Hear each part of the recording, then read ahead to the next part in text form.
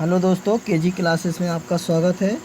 आज हम आपको सुखासन योगा के बारे में बताएंगे। विधि है, सर्वप्रथम इस आसन को करते समय पैरों को अपने शरीर के सामने फैलाकर बैठ जाइए।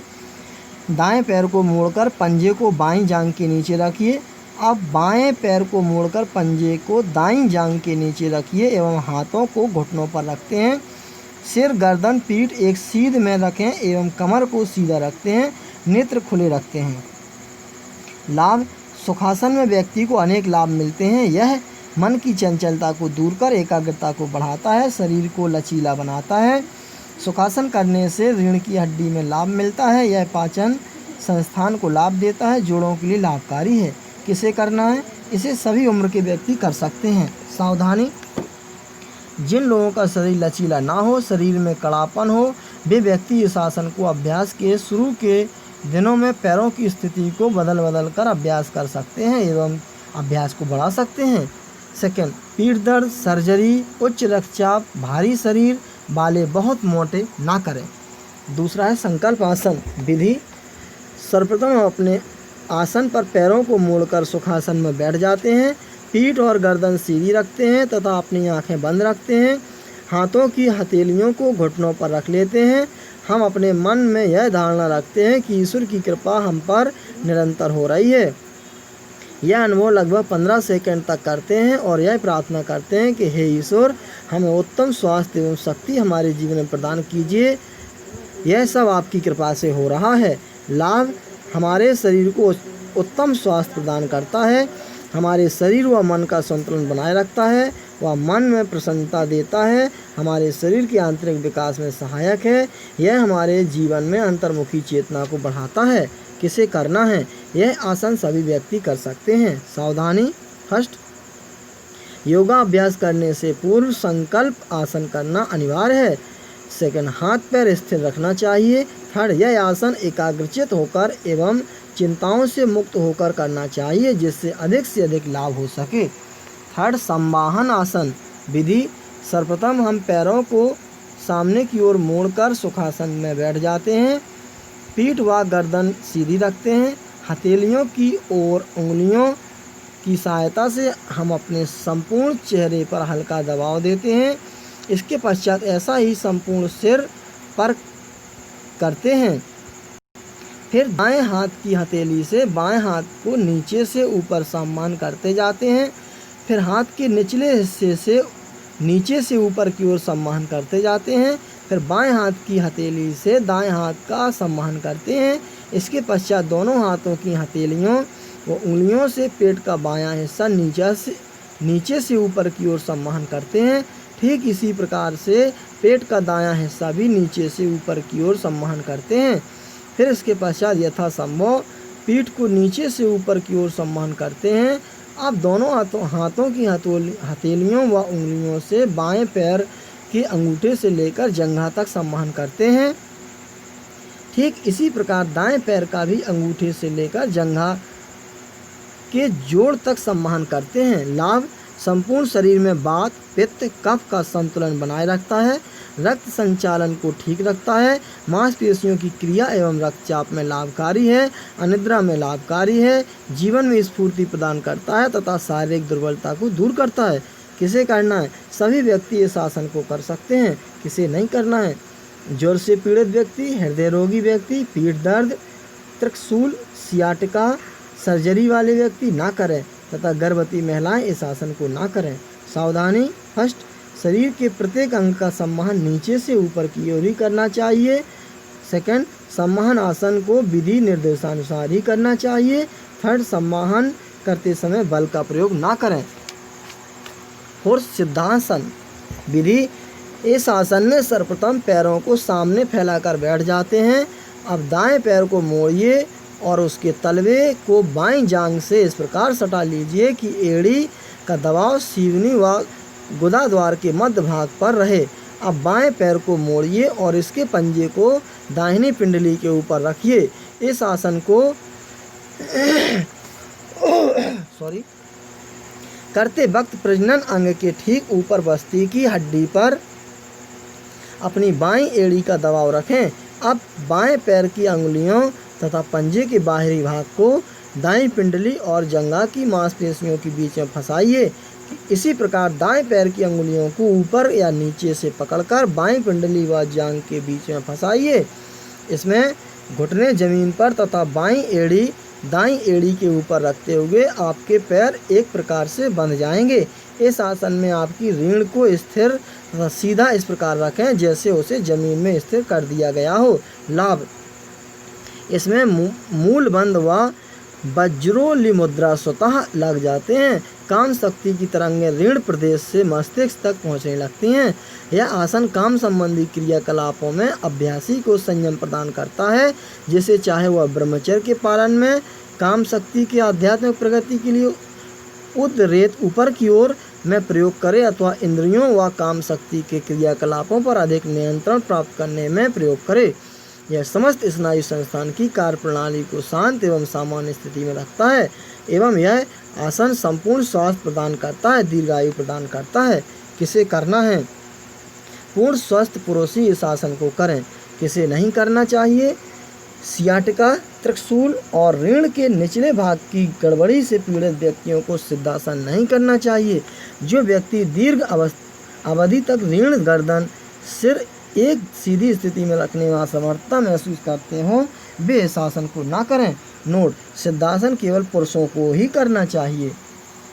अगला है अर्ध पद्मासन विधि। इस आसन में सर्वप्रथम पैरों को सामने फैलाकर बैठ जाते हैं एवं दाएं पैर को मोड़कर पंजे को बाईं जंघा के नीचे रखते हैं और बाएं पैर को मोड़कर पंजे को दाईं जंघा के ऊपर रखते हैं। सिर, गर्दन, पीठ को सीधी रखते हैं। ध्यान का यह आसन उन लोगों के लिए है जो पद्मासन को थोड़ा बहुत कर लेते हैं लेकिन अंतिम स्थिति तक पहुंचने में उन्हें कठिनाई होती है। सुखासन की अपेक्षा इस आसन का अभ्यास करना अच्छा है। इसमें पैर बदल बदल करते रहने से अभ्यास हो जाता है और ध्यान के अन्य आसनों के लिए व्यक्ति धीरे धीरे तैयार हो जाता है। लाभ, प्रायः इस आसन के लाभ पूर्ण पद्मासन के जैसे हैं। यह आसन मन की एकाग्रता को बढ़ाता है, कड़ेपन को दूर कर शरीर में लचीलापन लाता है, कब्ज को दूर कर पाचन संस्थान को लाभ दिलाता है। किसे करना है?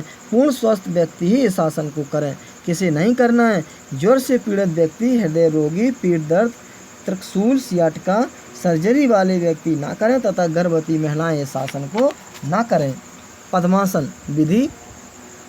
सर्वप्रथम पैरों को सामने फैलाकर बैठ जाते हैं, फिर दाएं पैर को मोड़कर दाएं पैर के पंजे को बाईं जंघा पर रखते हैं, फिर बाएं पैर को मोड़कर बाएं पैर के पंजे को दाईं जंघा पर रखते हैं। कमर, गर्दन सीधी रखते हैं। दोनों हाथों की अंजलि बनाकर बायां हाथ नीचे, दायां हाथ ऊपर अंक गोद में रख देते हैं। फिर नेत्रों को बंद करके सावधान साधना की जाती है।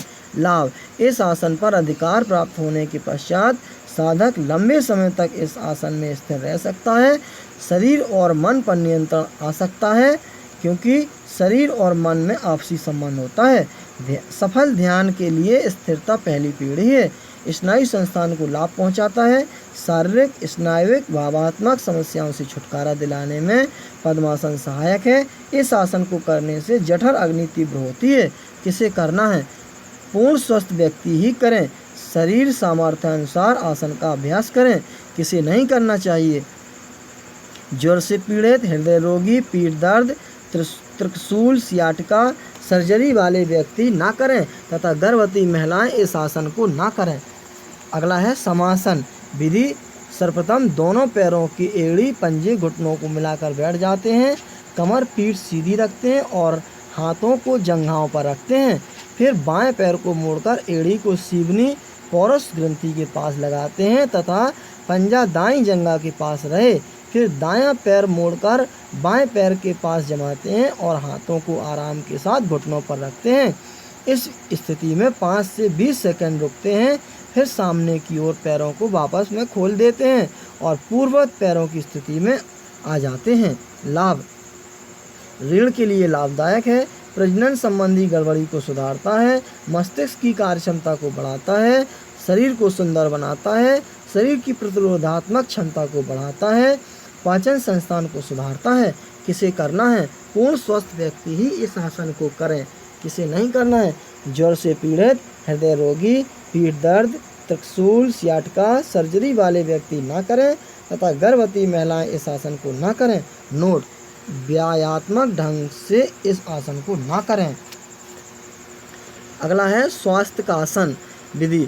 सर्वप्रथम हम दोनों पैरों के एड़ी पंजे मिलाकर कमर पीठ सीधी रखकर आराम के साथ बैठ जाते हैं।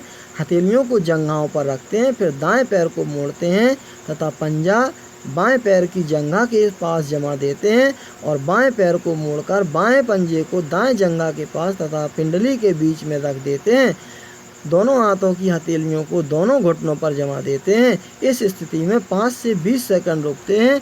इस आसन को करने के लिए सर्वप्रथम दाएं पैर से शुरू करते हैं। अंत में अपनी पूर्ववत स्थिति में आराम के साथ एड़ी घुटने पंजे मिलाकर बैठ जाते हैं। लाभ, मस्तिष्क की कार्य क्षमता में लाभकारी है, मनुष्य की सजगता बढ़ाता है, शरीर को लचीला बनाता है, सुंदर आकार प्रदान करता है, प्रजनन संस्थान से संबंधित गड़बड़ी को सुधारता है, पाचन संस्थान में लाभकारी है। किसे करना है? पूर्ण स्वस्थ व्यक्ति ही इस आसन को करें, किसे नहीं करना है? ज्वर से पीड़ित, हृदय रोगी, पीठ दर्द, त्रिशूल सियाटका सर्जरी वाले व्यक्ति ना करें तथा गर्भवती महिलाएं इस आसन को ना करें। अगला है योग मुद्रा आसन विधि। सर्वप्रथम एड़ी पंजों घुटनों को सामने मिलाकर आराम के साथ बैठ जाते हैं। हथेलियां जंघाओं पर जमा देते हैं, कमर पीठ सीधी रखते हैं, फिर दाएं पैर को मोड़कर पंजा और एड़ी बाएं जंघा पर रखते हैं और बाएं घुटने अर्थात बाएं पैर को मोड़कर दाएं जंघा पर रखते हैं। इसके पश्चात दोनों हाथों को कमर के पीछे ले जाकर हथेलियों को आपस में पकड़ लेते हैं। फिर धीरे धीरे सामने की ओर माथा वाला भाग सामर्थ्यानुसार जमीन पर लगाने का प्रयास करते हैं। इस स्थिति में 5 से 20 सेकंड रुकते हैं। इसके पश्चात धीरे धीरे वापस पद्मासन में आ जाते हैं और सामने की ओर पैरों को फैलाकर पूर्ववत स्थिति में बैठ जाते हैं। लाभ, यह पेट और उससे संबंधित शरीर के अन्य भागों की मालिश व कोष्ठबाध्यता, अपचन व अन्य उदर संबंधी सभी रोगों को दूर करने के लिए एक बहुत ही अच्छा आसन है। रीढ़ के लिए लाभकारी है, सुषुम्ना नाड़ी को लाभ प्रदान करता है, मस्तिष्क के लिए लाभकारी है, क्रोध व तनाव दूर करता है, पाचन क्रिया को बढ़ाता है। किसे करना है? पूर्ण स्वस्थ व्यक्ति ही इस आसन को करें, किसे नहीं करना है? ज्वर से पीड़ित, हृदय रोगी, पीठ दर्द, त्रिशूल सियाटका सर्जरी वाले व्यक्ति ना करें तथा गर्भवती महिलाएं इस आसन को ना करें। नेक्स्ट है जानुशिरासन विधि। सामने की ओर पैर फैलाकर बैठ जाइए, बाएं पैर को मोड़िए और इस प्रकार रखिए कि एड़ी सीवनी को स्पर्श करे और पंजा दूसरे पैर की जांघ से सटा हुआ रहे। अब आगे की ओर झुकिए और दाएं पैर व पंजे को पकड़ने का प्रयत्न कीजिए। शरीर को इतना झुकाइए कि माथा घुटने को छूने लगे। थोड़ी देर इस स्थिति में रुककर 5 से 10 सेकंड तक रहना है, फिर पूर्ण स्थिति में क्रमशः वापस आ जाना है। ठीक ऐसा ही दूसरे पैर से दोहराइए। लाभ, आंतों की क्रिया शक्ति को बढ़ाकर पाचन संस्थान में लाभकारी है, प्रजनन संस्थान में लाभकारी है, खोई हुई प्रतिरोधात्मक शक्ति को बढ़ाता है। किसे करना है? पूर्ण स्वस्थ व्यक्ति ही इस आसन को करें, किसे नहीं करना है? ज्वर से पीड़ित व्यक्ति, हृदय रोगी व्यक्ति, पीठ दर्द, त्रिशूल सियाटका सर्जरी वाले व्यक्ति ना करें तथा गर्भवती महिलाएं इस आसन को ना करें। पेट में कोई गंभीर रोग हो तो भी ना करें। सावधानी, इस झुकते समय जितना स्वाभाविक रूप से संभव है उतना ही झुकें, जोर ना लगाएं। अगला है पश्चिमोत्तासन विधि। सर्वप्रथम दोनों पैरों को सामने की ओर फैलाकर कमर सीधी रखते हुए बैठ जाएं।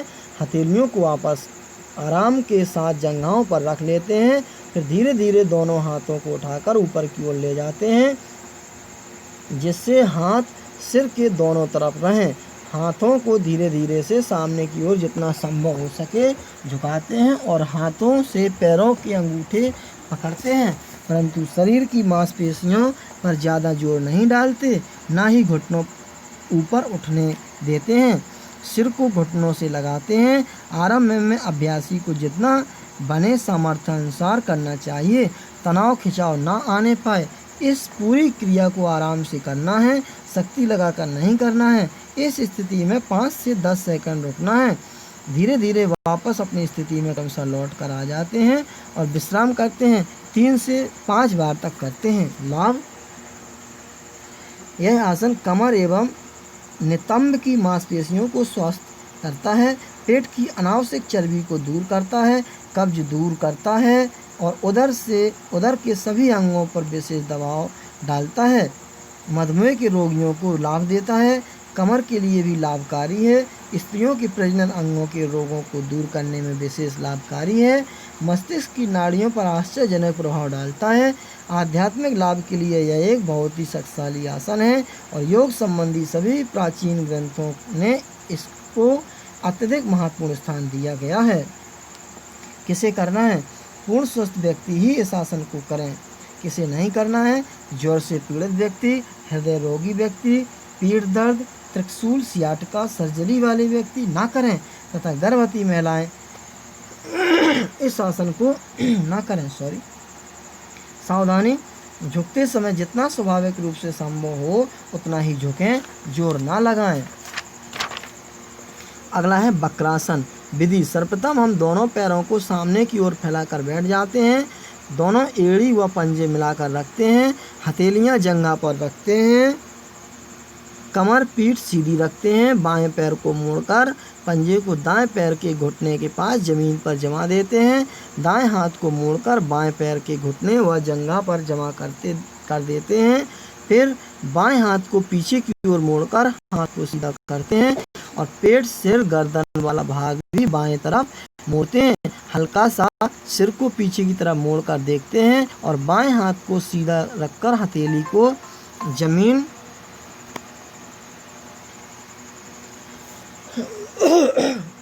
से लगा देते हैं। इस स्थिति में पीछे देखते हैं, कमर, रीढ़ व गर्दन वाला भाग सीधा में रखते हैं।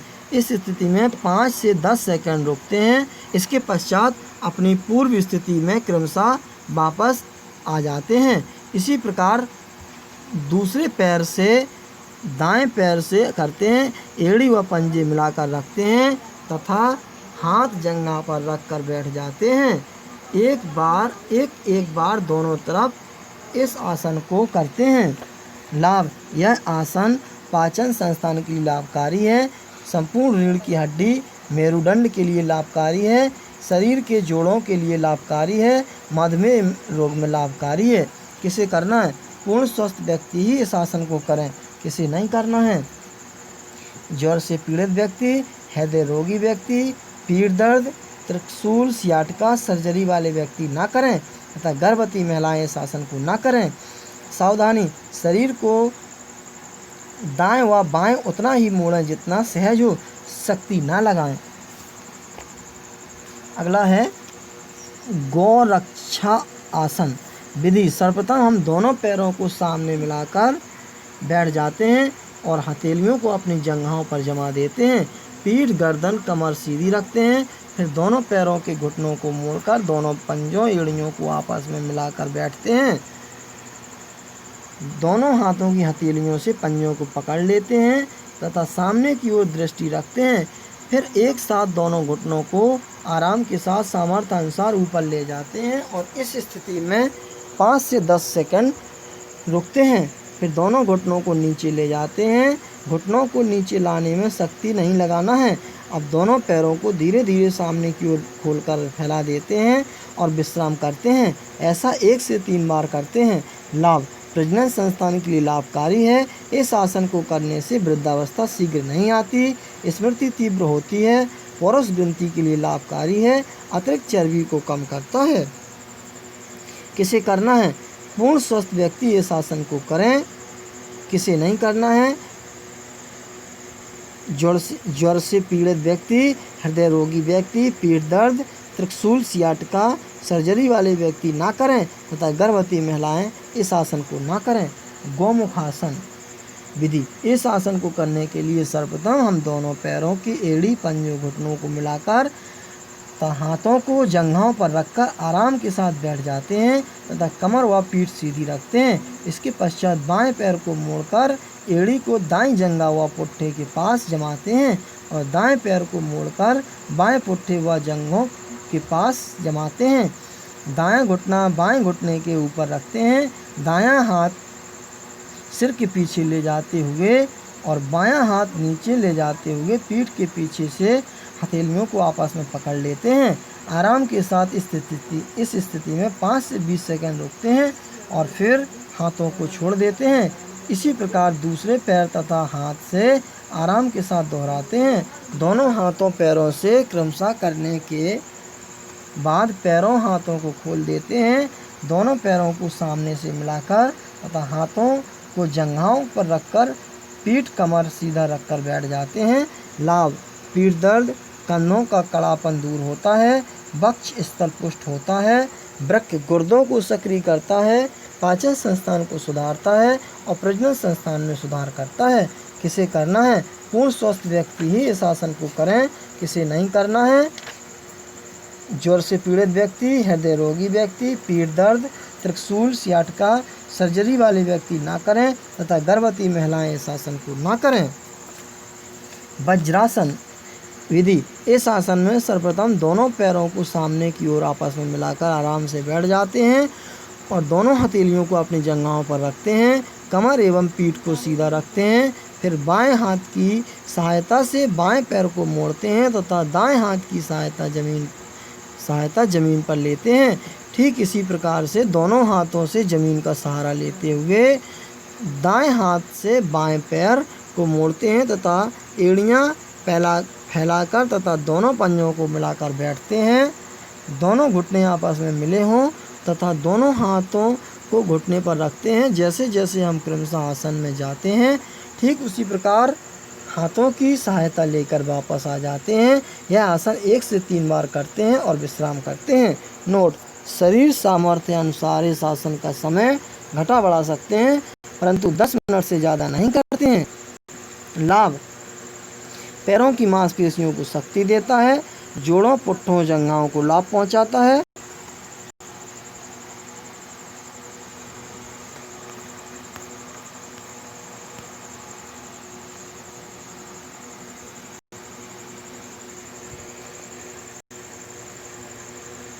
घुटनों में लाभकारी है, पाचन क्रिया में सुधार करता है, वायु विकार ठीक करता है। किसे करना? पूर्ण स्वस्थ व्यक्ति ही इस आसन को करें।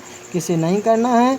ज्वर से पीड़ित व्यक्ति, हृदय रोगी व्यक्ति, पीठ दर्द, घुटनों से संबंधित रोगी, त्रिशूल, सियाटिका, सर्जरी वाले व्यक्ति ना करें तथा गर्भवती महिलाएं इस आसन को ना करें। थैंक्स।